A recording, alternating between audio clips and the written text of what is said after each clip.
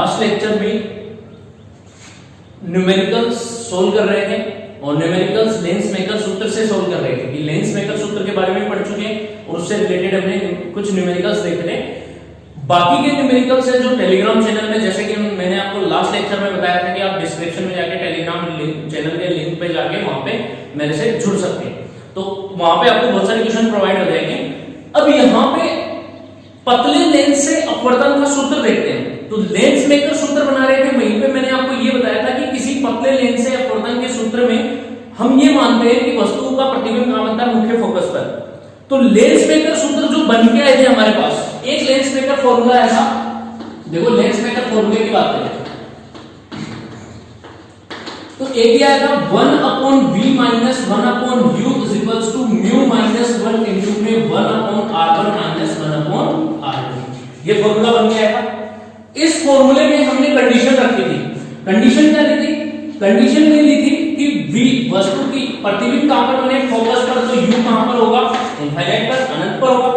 जब वस्तु अनंत पर रखी होगी तो प्रतिबिंब फोकस पर बनता है। तो उस कंडीशन में जो हमारा फॉर्मूला है लेंस मेकर फॉर्मूला, वो था 1/f is equals to mu minus 1 into में 1/r1 माइनस 1/r2। क्लियर है? एक इक्वेशन ये आई थी और एक इक्वेशन है, इक्वेशन 1 और 2 दोनों दे दी। अब इन दोनों इक्वेशन की हम तुलना करते हैं, इन दोनों में तुलनात्मक अध्ययन करें। तो तुलनात्मक अध्ययन करने पर देखो ये value mu minus 1 into 1/r1 minus 1/r2 और ये दोनों वैल्यू सेम है। ये दोनों सेम है तो इक्वेशन 1 और इक्वेशन 2 से हम ये कह सकते हैं कि ये दोनों इक्वल होंगे, तो ये वाली वैल्यू किसके इक्वल होगी, इसके इक्वल होगी। तो इन दोनों की तुलना से तुलनात्मक अध्ययन करते हैं, तो तुलना से क्या आ जाएगा, 1/f की वैल्यू किसके इक्वल आ जाएगी, 1/f is equals to 1/v minus 1/u। और ये जो सूत्र आ रहा है वही सूत्र क्या कहलाता है, किसी पतले लेंस से अपवर्तन का सूत्र। किसी पतले लेंस से अपवर्तन का सूत्र ये हो जाएगा। पतले लेंस से अपवर्तन का सूत्र क्या बनेगा यहां पर, 1/f is equals to 1/v minus 1/u। ये सेम एग्जैक्टली अगर देखा जाए तो ये दर्पण सूत्र की तरह आ रहा है। हम इसको पतले लेंस से अपवर्तन का सूत्र या लेंस सूत्र भी बोल सकते हैं। इस सूत्र को 1/f is equals to 1/v minus 1/u दर्पण सूत्र की तरह है सेम, लेकिन एक छोटा सा डिफरेंस है इसमें। वो डिफरेंस क्या है, क्योंकि दर्पण सूत्र में यहां पे क्या लगता है, प्लस 1/v प्लस 1/u, या फिर आप ऐसे भी बोल सकते हो 1/f is equals to 1/u plus 1/v। Plus वाला होता है दर्पण सूत्र और माइनस वाला होता है लेंस सूत्र। लेकिन माइनस वाले में ध्यान रखना v पहले आता है, u बाद में आएगा। अब ये किसी पतले लेंस से अपवर्तन का सूत्र इस तरीके से हम लेंस मेकर सूत्र से भी फाइंड आउट कर सकते हैं तुलनात्मक अध्ययन करके। अब अगर हम बात करें लेंस से प्रतिबिंब निर्माण, जैसे हमने दर्पण में पढ़े थे कि दर्पण से प्रतिबिंब निर्माण की वस्तु यहां पर अनंत पर रखी है तो प्रतिबिंब कहां बनेगा, c व f के मध्य रखी है तो प्रतिबिंब कहां बनेगा। वो सारी कंडीशन हम लेंस में भी कर सकते हैं, लेंस से भी प्रतिबिंब निर्माण कर सकते हैं। जैसे मैंने आपको दर्पण में बताया था कि किसी भी वक्रीय पृष्ठ से परावर्तन की घटना होती है, तो परावर्तन की घटना में प्रतिबिंब निर्माण के लिए कितने रूल काम में लेते हैं, 4 रूल वहां पे थे। क्या बताए थे 4 रूल, कि प्रकाश किरण मुख्य अक्ष के समांतर आती है तो कहां से गुजरती है, मुख्य फोकस से, पहला। दूसरा क्या था, जस्ट इसके रिवर्स, यदि मुख्य फोकस से आती है तो परावर्तन के पश्चात मुख्य अक्ष के समांतर हो जाती है। ये दोनों नियम एज इट इज पतले लेंस से अपवर्तन में भी लागू होते हैं। तो लेंस से प्रतिबिंब निर्माण देखते हैं यहां पे, तो लेंसों से प्रतिबिंब निर्माण, तो उस प्रतिबिंब निर्माण के कितने रूल होते हैं उनके बारे में मैं यहां पे आपको बताऊंगा। प्रतिबिंब निर्माण करते हैं तो लेंस से प्रतिबिंब निर्माण के लिए कितने रूल काम में लिए जाते हैं, 3 रूल होते हैं, जबकि दर्पण में कितने रूल होते हैं, 4 होते हैं। 4 कौन से, 2 तो अभी एग्जैक्ट मैंने बताया, वो सेम लेंस पे लगेंगे। तो लेंस की बात करें, पहला नियम क्या कहता है, ये मान लो उत्तल लेंस है। उत्तल लेंस क्यों ले रहा हूं मैं, क्योंकि उत्तल लेंस से बनने वाला प्रतिबिंब वास्तविक बनता है। क्यों, रीजन, क्योंकि ये प्रकाश किरणों को अपवर्तन के पश्चात एक बिंदु पर केंद्रित करता है, इसलिए इसको अभिसारी लेंस भी बोलते हैं। जबकि अवतल लेंस क्या करता है, प्रकाश किरणों को फैला देता है। तो इस कारण हम ये लेते हैं उत्तल लेंस। उत्तल लेंस पर यदि कोई प्रकाश किरण मुख्य अक्ष के समांतर आ रही है, अब देखो वैसे अगर एग्जैक्ट देखें तो दो बार अपवर्तन होता है, एक बार इससे एक बार इससे, जो हम देख चुके हैं लेंस मेकर फॉर्मूला।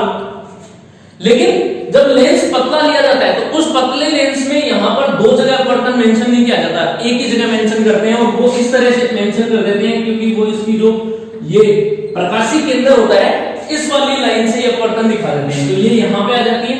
एग्जैक्ट पतले लेंस में हम दो बार करके नहीं दिखाते हैं। जब प्रकाश किरण मुख्य अक्ष के समांतर आएगी तो अपवर्तन के पश्चात कहां से गुजरती है? मुख्य फोकस से, क्योंकि ये प्राथमिक मुख्य फोकस है, मुख्य फोकस से गुजरेगी पहला रूल प्रतिबिंब निर्माण का। दूसरा जस्ट इसका रिवर्स, दूसरा ये हो जाएगा यदि कोई प्रकाश किरण मुख्य फोकस से आती है, मान लो ये मुख्य फोकस है F, इस मुख्य फोकस से आती हुई कोई प्रकाश किरण आएगी तो वो अपवर्तन के पश्चात क्या हो जाती है? मुख्य अक्ष के समांतर हो जाती है इस तरीके से। दो तीसरा रूल क्या कहता है? तीसरे रूल पे बात करते हैं। तीसरा रूल कहता है अब यहां पे ध्रुव तो होता नहीं है लेंस में, क्यों? क्योंकि दर्पण में ध्रुव होता है और यहां पे ध्रुव नहीं होता, ध्रुव की जगह क्या लेते हैं? यहां पे प्रकाशीय केंद्र O लेते हैं। तीसरा रूल कहता है यदि कोई प्रकाश किरण दर्पण के लेंस के प्रकाशीय केंद्र पर आपतित होती है तो प्रकाशीय केंद्र से बिना विचलित हुए सीधी ही गुजर जाती है, ये इसका तीसरा रूल है। तो ये तीन रूल होंगे वो किसके लिए काफी हैं? लेंसों से प्रतिबिंब निर्माण के लिए मोस्ट इंपोर्टेंट तीनों रूल होते हैं, और इन तीनों रूल के आधार पर हम लेंस से प्रतिबिंब निर्माण कर सकते हैं, चाहे वो कोई भी लेंस हो, उत्तल लेंस या अवतल लेंस। नेक्स्ट टॉपिक हम इनसे प्रतिबिंब निर्माण ही देखेंगे, उत्तल लेंस से और अवतल लेंस से, दोनों से, तो इनको पढ़ते हैं। आपको ये बिल्कुल समझ में आ गया होगा, ठीक है। अब नेक्स्ट हम चलते हैं प्रतिबिंब निर्माण में। अब हम टॉपिक देखते हैं उत्तल लेंस से प्रतिबिंब निर्माण, formation of image by convex lens.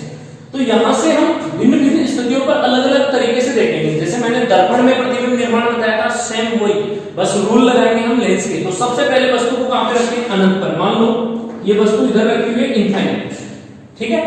कोई भी एक वस्तु अब अनंत पर रखी हुई है, तो अनंत पर रखी हुई वस्तु का प्रतिबिंब कहां बनेगा उसके बारे में देखते हैं। तो मैंने आपको दर्पण में भी समझाया था कि एक वस्तु है जो अनंत पर रखी हुई, मतलब यहां से मेरे से बहुत ज्यादा दूरी पर है। जैसे एक मोबाइल टावर की बात करते हैं, मान लो मेरे से 1 किलोमीटर दूर एक मोबाइल टावर खड़ा हुआ है, मैं यहां से देखूंगा तो मुझे लगेगा कि वो मोबाइल टावर है वो छोटा सा दिख रहा है, ठीक है, छोटा सा दिखेगा, उससे प्रकाश किरणें सीधी आ सकती है। लेकिन एक्चुअल में जब हम उसके पास में जाके देखेंगे मोबाइल टावर के नीचे, तो वो हमें लगेगा कि कम से कम 250 मीटर 300 मीटर ऊंचा है। और इतने मीटर ऊंचा होने पर अगर हम इतने हाइट का अगर लेंस ले, इतने इसको एपरेचर बोलते हैं, द्वारक बोलते हैं, इतने द्वारक का अगर वहां पे लेंस रखेंगे तो उस लेंस में टूटने के चांसेस बहुत ज्यादा बढ़ जाएंगे, जिसको हम बोलते हैं गोलीय विरूपण। नीचे से अगर प्लेस करेंगे तो नीचे से ये पतला होता है, और पतली चीजें जब ऊपर से बड़ा लेंस होगा तो वजन के कारण वो टूटने के चांसेस बढ़ जाएंगे। तो इस स्थिति में अनंत पर रखी वस्तु से आने वाली प्रकाश किरण इस पर समांतर सीधी तो आपतित नहीं हो सकती, क्योंकि इतना बड़ा हम लेंस ले नहीं सकते। तो पहला रूल फिनिश होता है, यहाँ पे चला जाएगा। पहला रूल हम अप्लाई नहीं कर सकते। तो पहला रूल क्या कहता है कि यदि प्रकाश किरण मुख्य अक्ष के समांतर आए, क्योंकि ये तो बहुत बड़ी वस्तु हो सकती है, कितनी बड़ी हो सकती है? इतनी बड़ी हो सकती है, लेंस के ऊपर से जा रही है, तो ये नहीं देखेंगे। दूसरा रूल क्या कहता है? दूसरा कहता है ये वस्तु रखी हुई PQ, इस PQ वस्तु का प्रतिबिंब बनाना है हमें, तो दूसरा नियम कहता है कि मुख्य फोकस से गुजरो। अब मुख्य फोकस दो होते हैं लेंस में, एक इधर होता है इस साइड और एक इस साइड होता है, ये मुख्य फोकस दोनों, ठीक है, ये आप मान लेते हैं। तो एक प्रकाश किरण वो यहां से मुख्य फोकस से होती हुई जा रही है, ये मान लो एक प्रकाश किरण है, वो लेंस के मुख्य फोकस से होती हुई कहां पर आपतित होती है? लेंस पर आपतित होती है। तो जब कोई प्रकाश किरण मुख्य फोकस से आती है तो कैसे हो जाती है? मुख्य अक्ष के समांतर हो जाती है इस तरीके से, ये मुख्य अक्ष के समांतर हो जाएगी अपवर्तन के पश्चात। क्लियर? इसके बाद में तीसरा रूल फाइनल नियम लगाएंगे। तो फाइनल नियम क्या कहता है? एक प्रकाश किरण यदि प्रकाशीय केंद्र से गुजरे तो वो बिना विचलित हुए सीधी गुजर जाती है। तो एक प्रकाश किरण यहाँ पे आ रही है प्रकाशीय केंद्र पे, और प्रकाशीय केंद्र पे आने वाली प्रकाश किरण बिना विचलित हुए ये देखो एकदम से सीधी एग्जैक्ट गुजर जाएगी। स्केल से कर लेना, जहां पर दोनों अपवर्तित किरणें मिलती हैं वहां पर क्या बनेगा? वस्तु का प्रतिबिंब। और ये क्या होता है? इसका F होता है मुख्य फोकस, तो ये बनेगा Q डैश, और P डैश Q डैश। तो इस स्थिति में जब वस्तु अनंत पर रखी हो तो प्रतिबिंब कहां बनता है F पर। जब वस्तु अनंत पर होगी तो प्रतिबिंब बनेगा F पर, और प्रतिबिंब की प्रकृति कैसी होगी, वास्तविक प्रतिबिंब, क्योंकि मिलती हुई दिखती है, यहां पर मिलती है, प्रतीत नहीं हो रही, दिखती है, मिलती है, तो वास्तविक प्रतिबिंब बनेगा, उल्टा बनेगा और वस्तु से छोटा बनेगा। तो ये प्रतिबिंब बनेगा वास्तविक, उल्टा और वस्तु से छोटा, बहुत छोटा। कितना बनेगा, बहुत छोटा प्रतिबिंब बनेगा। तो जब प्रतिबिंब छोटा बन गया तो इस स्थिति में हम आवर्धन की वैल्यू फाइंड आउट कर सकते हैं, यहां से बिल्कुल कर सकते हैं। आवर्धन, रैखिक आवर्धन जो मैंने आपको दर्पण में बताया था, प्रतिबिंब की ऊंचाई बटे बिंब की ऊंचाई, वही आवर्धन यहां पे होगा, कोई चेंज नहीं होगा। लेंस में भी लागू होगा जब हम लेंस सूत्र पढ़ेंगे, जो मैं आपको बता भी चुका हूं, 1/f = 1/v - 1/u। वो हम दोबारा से डिराइव करेंगे, ये प्रतिबिंब निर्माण के आधार पर क्या वो एग्जैक्ट आता है क्या, लेंस मेकर फॉर्मूला से भी आ रहा है और वैसे भी आएगा, दोनों से देखेंगे तो वो डिटेल से देखेंगे। तो इस स्थिति में आवर्धन देखो, प्रतिबिंब की ऊंचाई क्या है, छोटी है, और बिंब की ऊंचाई ज्यादा है, तो कम में ज्यादा का भाग देंगे तो m की वैल्यू क्या आएगी, m is less than 1, m की वैल्यू 1 से बहुत कम आएगी इस स्थिति में। ठीक है, सेकंड कंडीशन लेते हैं। तो सेकंड कंडीशन हमें क्या कहता है, अब वस्तु को हम धीरे धीरे पास में लाएंगे। मान लो ये फोकस है, तो ये वक्रता केंद्र मान लेते हैं, यहाँ पे इसका वक्रता केंद्र C है। तो अब वस्तु को पास में लाएंगे तो वस्तु रखेंगे अनंत व C के मध्य। तो उस स्थिति में हम देखेंगे वस्तु का प्रतिबिंब कहां बनेगा, ये मान लेते हैं C, और इधर ये आगे की तरफ अनंत चला जाएगा। ठीक है, तो सेकंड कंडीशन लेते हैं, इसको मिटाते हैं यहां से।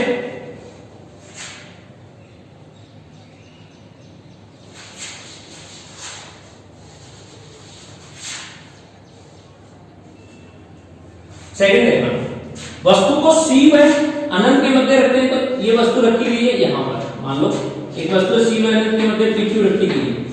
इस PQ वस्तु के लिए हमारे पास तीनों ऑप्शन खुले हैं। जब वस्तु मुख्य अक्ष के समांतर प्रकाश किरण आपतित होगी तो कहां से गुजरेगी, मुख्य फोकस से गुजरती है। और दूसरा क्या कहता है, दूसरा ये, जब प्रकाश के केंद्र पर आपतित होगी तो यहां से सीधी ही गुजर जाती है, और जहां पर दोनों अपवर्तित किरणें मिलेंगी वहां पर क्या बनेगा, वस्तु का प्रतिबिंब। PQ वस्तु का प्रतिबिंब क्या बन रहा है, P डैश Q डैश, क्योंकि ये प्रकाश किरण यहां से जा रही है इस तरीके से। ठीक है, क्लियर है, देख लेना। तो ये वस्तु का प्रतिबिंब देखो कहां पर बन रहा है, जब वस्तु C व अनंत के मध्य रखी हुई है, अनंत व C के मध्य, तो इस स्थिति में प्रतिबिंब बन रहा है वो C व F के मध्य बन रहा है, C व F के मध्य। तो इस स्थिति में प्रतिबिंब कैसा बन रहा है, वही वास्तविक बन रहा है, उल्टा बन रहा है और वस्तु से छोटा, सेम ये है, और आवर्धन की वैल्यू क्या होगी, 1 से कम हो जाएगी। ठीक है, सेकंड कंडीशन। थर्ड कंडीशन लेंगे, प्रतिबिंब को हम और पास लाएंगे, C पे लाते हैं। जब वस्तु C पर रखी होगी तो उस स्थिति में प्रतिबिंब कैसे बनेगा, उसकी फॉर्मेशन देखेंगे कि किस तरीके से प्रतिबिंब का निर्माण हो सकता है। अब यहां पर रख देते हैं PQ वस्तु को, ये लो C पर। कंडीशन वही है, एक प्रकाश किरण मुख्य अक्ष के समांतर जा रही है तो कहां से गुजरेगी, मुख्य फोकस से। ये लो दूसरी प्रकाश किरण प्रकाशीय केंद्र से होती हुई गुजरेगी तो वो सीधी ही गुजर जाती है, और जहां पर दोनों परावर्तित किरणें मिलेंगी, सॉरी अपवर्तित किरणें मिलेंगी, वहां पर क्या बन रहा है, वस्तु का प्रतिबिंब कहां पर बनेगा, P डैश Q डैश। जब वस्तु C पर रखी हो तो प्रतिबिंब भी कहां पर बनेगा, C पर ही बनेगा। तो वस्तु C पर होगी तो प्रतिबिंब भी C पर कैसा बनेगा, वास्तविक, उल्टा और बराबर। वस्तु के बराबर होगा तो इस कंडीशन में m की वैल्यू कितनी आ जाएगी, आवर्धन की वैल्यू 1 के बराबर होगी, क्योंकि प्रतिबिंब की ऊंचाई बटे बिंब की ऊंचाई दोनों की वैल्यू कितनी हो जाएगी, 1 हो जाएगी। क्लियर है। अब और भी पास लाते हैं, और पास लाएंगे तो कहां पर लाएंगे, C व F के मध्य। तो इस कंडीशन में हम प्रतिबिंब बनाएंगे। जो काम हमने दर्पण में किया था प्रतिबिंब निर्माण का, वही लेंस में करना है। बस शर्त ये है कि रूल अप्लाई करते जाओ, वहां पे 4 रूल से बना सकते थे, और यहाँ पर हमारे पास कितने रूल होंगे, 3 ही रूल होंगे, इसके अलावा चौथा रूल नहीं होगा प्रतिबिंब निर्माण के लिए। जैसे वस्तु को हम यहाँ पे रख देते हैं, एक वस्तु है PQ, C व F के मध्य रखी हुई, प्रतिबिंब बनाने के लिए एक मुख्य अक्ष के समांतर मुख्य फोकस से गुजरेगी, और दूसरी प्रकाशीय केंद्र से होती हुई जा रही है, वो इस तरीके से जाएगी। तो प्रतिबिंब कहां पर बनेगा, भाल की, मतलब ये वक्रता केंद्र इधर है, ये थोड़ी सी भाल की मिलेगी, P डैश Q डैश, प्रतिबिंब बनेगा P डैश Q डैश। अब देखो, जब वस्तु C व F के मध्य रखी हो तो प्रतिबिंब कहां बनेगा, सी व आगे क्या होगा, अनंत, तो सी व अनंत के मध्य। तो जस्ट इसका जस्ट रिवर्स होगा, जब वस्तु सी व एफ के मध्य हो तो वस्तु का प्रतिबिंब कहां होगा, अनंत व सी के मध्य। सी व एफ के मध्य वस्तु होने पर अनंत व सी के मध्य बनेगा। इस स्थिति में प्रतिबिंब कैसा बन रहा है, वास्तविक, उल्टा और वस्तु से बड़ा। ये ध्यान रखना, वास्तविक बन रहा है, उल्टा बन रहा है और बड़ा बन रहा है, ठीक है। तो बड़ा बनेगा, इस स्थिति में आवर्धन की वैल्यू क्या होगी, ग्रेटर देन 1, क्योंकि प्रतिबिंब की ऊंचाई में बिंब की ऊंचाई का भाग देंगे तो इसकी वैल्यू 1 से ज्यादा ही आएगी, तो m इज ग्रेटर देन 1 होगा, ठीक है। ये यहां का कंडीशन हो गई। अब इसके बाद में एक और कंडीशन देखते हैं। मान लो वस्तु को हम कहां पर रखें, f पर रखें। f पर रखेंगे तो उस स्थिति में प्रतिबिंब कहां पर बनेगा, ये देखते हैं यहां से।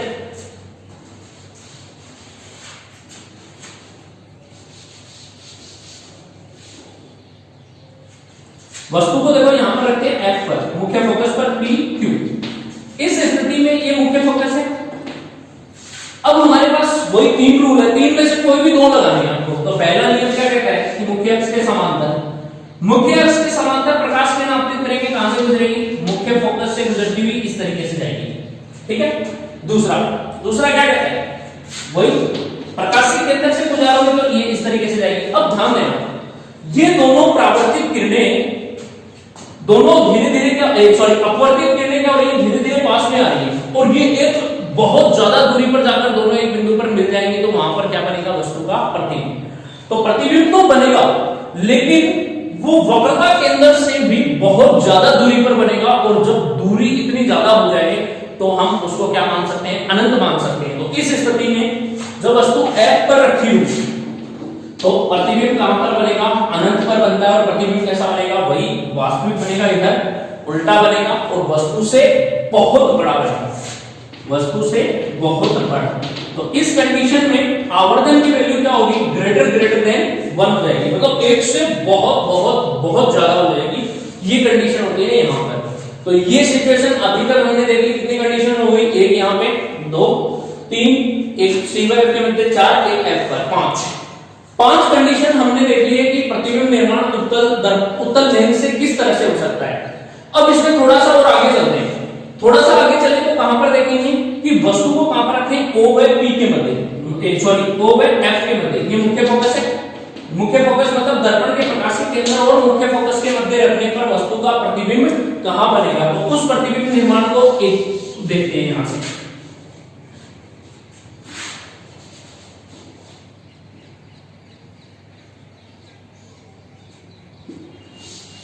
देखना, ये उत्तल लेंस है, इस उत्तल लेंस के ये मुख्य फोकस है, O व प्रकाशित केंद्र व F के मध्य एक वस्तु रखते हैं यहां पर, ठीक है। यहां पे एक वस्तु रखी P और Q, इंपॉर्टेंट है, बहुत ज्यादा इंपॉर्टेंट है ये जो अभी पढ़ाने जा रहा हूं। इसमें क्या होगा, वही प्रतिबिंब निर्माण के लिए पहले जब प्रकाश किरण मुख्य अक्ष के समांतर जाएगी, कहां से गुजरेगी, मुख्य फोकस से, क्लियर। अब ध्यान से देखना, दूसरा नियम क्या कहता है, मुख्य फोकस से गुजारो। क्या मुख्य फोकस तो पीछे गया, तो मुख्य फोकस से नहीं गुजार सकते।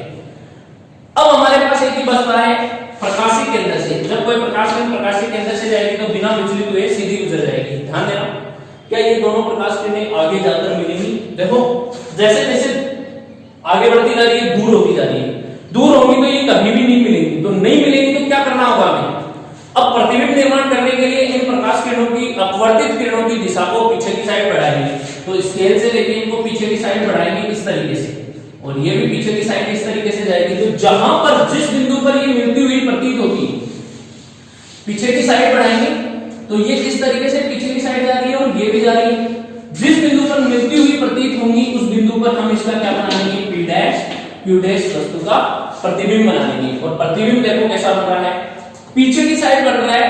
तो हम कह सकते हैं कि इस स्थिति में प्रतिबिंब सीधा बनेगा, वस्तु से बहुत बड़ा बनेगा और आभासी बनेगा। तो इस कंडीशन में प्रतिबिंब कैसा बनेगा, आभासी, सीधा और वस्तु से बड़ा। तो ये जो जितनी 6 कंडीशन बताई है मैंने, ये 6 की 6 कंडीशन किसके लिए अप्लाई होती है, उत्तल दर्पण से प्रतिबिंब निर्माण के लिए लागू होती है। उत्तल लेंस से प्रतिबिंब निर्माण के लिए। ठीक है, अब हम नेक्स्ट जो पढ़ेंगे वो क्या पढ़ेंगे, अवतल लेंस के बारे में पढ़ेंगे। यहां पे ध्यान देना, अगर मैंने वीडियो में कहीं भी दर्पण बोला है तो मुझे माफ करना, वहां पे लेंस आएगा, क्योंकि ये दर्पण और लेंस हम एक ही चैप्टर में पढ़ रहे हैं तो उस वजह से थोड़ा सा मिसमैच हो रहा है, मिस्टेक होती है, तो ध्यान रखना ये लेंस है।